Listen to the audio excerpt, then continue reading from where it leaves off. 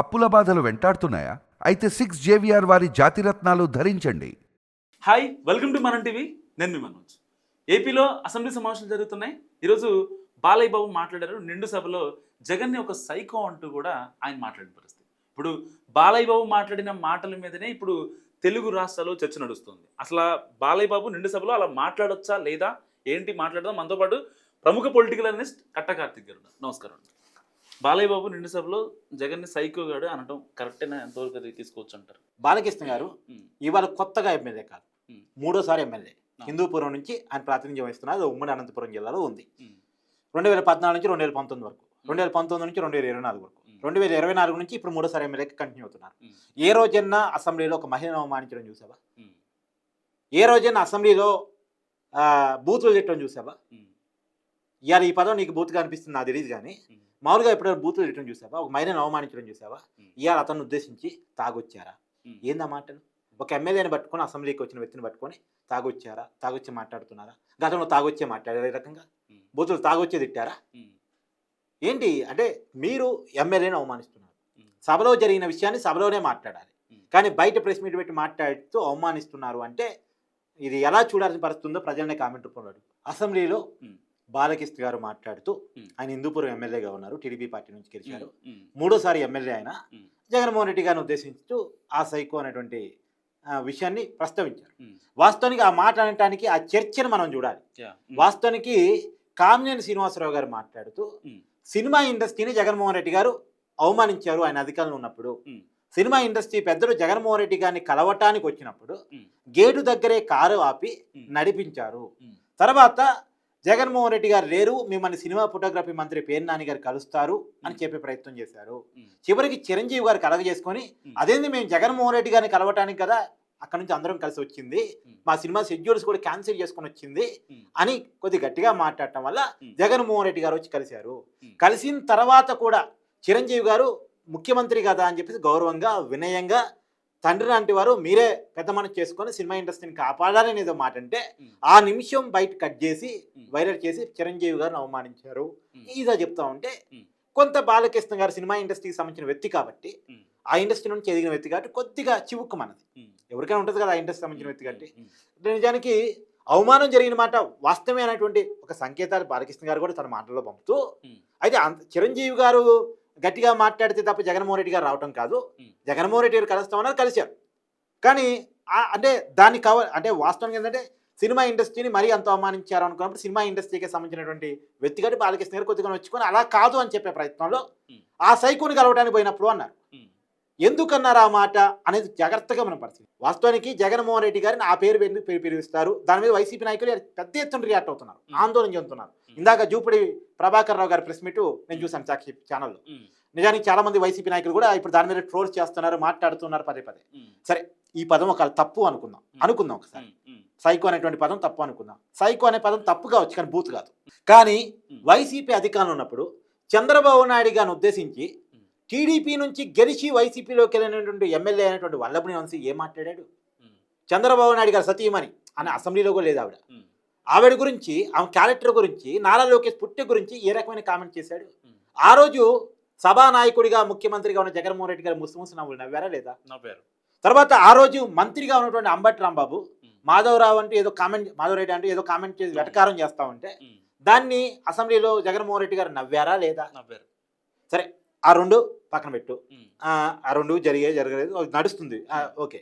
అయితే ఆ రోజు చంద్రబాబు నాయుడు గారు ఎరవటం అని మనం చూసాం వాస్తవానికి. అయితే కొడాలి నాని చంద్రబాబు నాయుడు గారిని మాత్రమే కాకుండా ఆయన తండ్రిని, తాతను కూడా, ముత్తాతను కూడా మాట్లాడుతూ ఎలా వెటకారం చేస్తూ మాట్లాడేవాడు, ఎలా బూతులు వీటితో మాట్లాడేవారు. బూతుల శాఖ మంత్రిగా కొడాలి నాని పిలిచేవారు కదా. రోజా చేసిన మాటలు, కామెంట్స్, వెటకారాలు, చేష్టలు, సైగలు ఒకసారి గుర్తు తెచ్చుకోను. 2014 నుంచి 2019 వరకు, 2019 నుంచి 2024 వరకు రోజా అసెంబ్లీలో ఎలా వ్యవహరించారో ఆ పద్ధతిని ఒకసారి గుర్తు తెచ్చుకో. ఆ మంత్రి అప్పుడు. తర్వాత చంద్రబాబు నాయుడు గారు ఇంటి మీదకి దాడికి వెళ్ళినందుకు జోగి రమేష్కి మంత్రి పదవి ఇచ్చారు కదా వైసీపీ అయ్యాలో. పవన్ కళ్యాణ్ గారిని దత్తపుత్రుడు అంటూ 3 పెళ్లిళ్ళు చేసుకున్నాడంటూ అనవసరమైనటువంటి వ్యక్తిగత వ్యవహారాన్ని రాజకీయాలు తీసుకొచ్చి మాట్లాడారు కదా. ఇవాళ ద్వారంపూడి చంద్రశేఖర్ రెడ్డి గారు వైసీపీ అప్పటి ఎమ్మెల్యే, ఇప్పుడు ఓడిపోయారు ఆయన పవన్ కళ్యాణ్ గారి కుటుంబ సభ్యుల గురించి ఏ రకంగా మాట్లాడారు? పోసానికి ఇష్టమల్లి ప్రభుత్వ పదవిలో ఉండి పవన్ కళ్యాణ్ గారి కూతురని కూడా వివాదంలాగా ఏ రకంగా మాట్లాడాడు. చివరికి జగన్మోహన్ రెడ్డి గారితో రాజకీయంగా విభేదించిన పాపానికి షర్మిల గురించి ఎలాంటి కామెంట్స్ చేశారు, ఎలాంటి ప్రచారాలు చేశారు. అసలు షర్మిల రాజశేఖర రెడ్డి గారికి పుట్టిన బిడ్డ కాదంటూ మాట్లాడే ప్రయత్నం చేశారు. ఆ కామెంట్ ఎవరికి తగిలింది? జగన్మోహన్ రెడ్డి గారి తల్లికి కాదు తగిలేది. అంటే రాజకీయంగా విభేదించిన పాపానికి తల్లిని చెల్లిని కూడా తిట్టించారు కదా, బూతులు తిట్టారు కదా. ఆవిడ వేసుకున్న చీరను కూడా ఏకంగా జగన్మోహన్ రెడ్డి గారు షర్మిల గారు కట్టుకున్న చీర మీద మాట్లాడారు. తర్వాత చంద్రబాబు నాయుడు గారిని కాల్చి చంపాలంటూ మాట్లాడారు. మొన్న కూడా నీళ్ళని బాగా చూసుకోమంటూ మాట్లాడే ప్రయత్నం చేశారు. పోలీసులు బట్టలోడి ఇస్తా అంటూ కామెంట్ చేశారు. ఇవన్నీ జగన్మోహన్ రెడ్డి గారు స్వయాన చేసినటువంటి కామెంట్స్. ఇవన్నీ జగన్మోహన్ రెడ్డి గారు అంటే జగన్మోహన్ రెడ్డి గారు అధికారంలో ఉన్నప్పుడు నేను కొన్ని విషయాలు మీకు గుర్తు చేస్తాను. కాదంబరి జత్వాని అని చెప్పేసి ఒక నటి, బాంబే నటి. మామూలుగా పోలీస్ కేసు ఎలా ఉంటుంది, ఒక మనం కంప్లైంట్ ఇస్తాం, దాని మీద ప్రాథమిక విచారణ చేసుకుని ఎఫ్ఐఆర్ బుక్ చేస్తారు, తర్వాత అక్యూజన్స్ని అరెస్ట్ చేస్తారు, అంతేగా ప్రొసీజర్ అదేగా. కానీ కేసు పెట్టక ముందే ముంబై టికెట్స్ బుక్ చేసుకొని ముంబై వెళ్ళి తర్వాత కేసు పొద్దున బుక్ అయితే మధ్యాహ్నానికి అదుపులో తీసుకునేప్పుడు చూసే అవసరం. కానీ జగన్మోహన్ రెడ్డి గారి ప్రభుత్వం అయినా జరిగింది. అంటే ఈ రకంగా అవమానించిన తర్వాత అంటే ఈ రకమైనటువంటి వ్యవహార శైలి మహిళల పట్ల చేసి, రాజకీయ నాయకుల పట్ల చేసి, ప్రతీకార రాజకీయాలు చేసి, అరెస్టులు, వేధింపులు, బూతులు, దాడులు, ఇదే కదా గత 5 సంవత్సరాల కాలం జరిగింది. ఇవన్నీ కరెక్ట్ అయితే కానీ ఒక్క సైకో అనేటువంటి పదాన్ని బాలకృష్ణ గారు మాట్లాడితే తప్పైపోయిందా? ఒకవేళ దీని మీద ఆందోళన వ్యక్తం చేస్తున్నారు కదా ఎవరు, జూపిడి ప్రభాకర్ రావు గారు ఆందోళన వ్యక్తం చేశారు. అయ్యా జూపిడి ప్రభాకర్ రావు గారు, మీరు గతంలో టీడీపీలో పనిచేశారు. ఆయన అటు టీడీపీ ఇటు వైసీపీ పార్టీని మారుతూ ఉంటాడు, సరదాగా మారుతూ ఉంటాడు.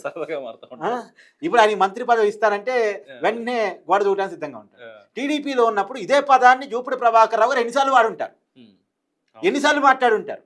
ఇదేమి మహిళలను అవమానించే పదం కాదు, వాళ్ళ తాతలు ముత్తాతలను అవమానించే పదం కాదు, సభలో లేని వ్యక్తి గురించి మాట్లాడేటువంటి పదం కాదు. కానీ బూతులు తిట్టిన వాళ్ళు ఒక కొద్దిగా ఘాటు విమర్శ అనుకోవచ్చు, రకం ఘాటు విమర్శ. ఎందుకు జగన్మోహన్ రెడ్డి గారిని అలా టీడీపీలు ప్రస్తావిస్తారంటే అతను చేసిన వ్యవహార శైలి, అతను చేసిన దాడి, అతను చేసినటువంటి ఇందాక మహిళలను తిట్టిస్తూ ఇంటి వాళ్ళని కూడా తిట్టిస్తూ చివరికి జగన్మోహన్ రెడ్డి గారు స్కూల్ పిల్లల దగ్గరికి ఉపన్యాసం ఇవ్వడానికి వెళ్ళారు. ముఖ్యమంత్రి హోదాలో ఉండి ఒక ప్రోగ్రామ్ స్టార్టింగ్ అప్పుడు స్కూల్ పిల్లల దగ్గర పవన్ కళ్యాణ్ గారికి 3 పెళ్ళిళ్ళని మాట్లాడారు. ఇక్కడ స్కూల్ పిల్లల దగ్గర పెళ్ళిళ్ళ గురించి పిల్లల గురించి మాట్లాడతారు. అసలు స్కూల్ పిల్లల ముందు జగన్మోహన్ రెడ్డి గారు మాట్లాడింది నేను గుర్తు చేస్తున్నాను. ఇలా మాట్లాడిన పద్ధతి వల్ల, ఇలా వ్యవహరించడం వల్ల జగన్మోహన్ రెడ్డి గారిని టీడీపీలో ఆ పేరు పెట్టి పిలుస్తూ ఉంటారు. టీడీపీలో ఉన్న జూపిడి ప్రభాకర్ రావు గారు కూడా అప్పుడు పిలిచిన వాళ్ళే. ఇవాళ ఆ పదం ఆయనకి ఘాటుగా అనిపించింది, హాటుగా అనిపించింది, దారుణంగా అనిపించింది, ఘోరంగా అనిపించింది. మరి ఆ కామెంటే అంత దారుణంగా ఘోరంగా అనిపించుంటే వాళ్ళు మాట్లాడిన మాటలకి ఎన్ని క్షమాపణ చెప్పాలి? అసలు వాళ్ళు సభకు పనికొస్తారా? శాసనసభలుగా పనికొస్తారా? ఎన్నికల్లో పోటీ చేయడానికి పనికొస్తారా? మనం మాట్లాడేటప్పుడు మనమే ఇప్పుడు అవతల ఏ రోజు వేమన్ గారు చెప్పారు, తప్పులు ఎత్తుకువాడు తన తప్పులు ఎరగడు అని చెప్పేసి వేమన్ గారు చెప్తారు. అది ఏనాడో చెప్పారు వీళ్ళ గురించే. వీళ్ళు ఇలాంటి వాళ్ళు రాజకీయాల్లోకి వస్తారని ఆనాడే ఊహించుంటారు వేమన్ గారు లాంటి వాళ్ళు. కానీ ఒక విషయం ఏంటంటే వాళ్ళ తప్పుల గురించి అలా ఆలోచించుకోవాలి. వాళ్ళు చేసినటువంటి, వాళ్ళు మాట్లాడిన మాటలు, వాళ్ళు చేసిన దాడులు, వాళ్ళు చేసిన ప్రతీకార రాజకీయాలు, వాళ్ళు తిట్టిన బూతులు, పోసానికి ఇస్తామని అసలు ఎట్టా బూతులు తిట్టాడు ఒక్కసారి యూట్యూబ్లోకి వెళ్ళి వెతుకుని కామెంట్స్ కానీ వస్తాయి.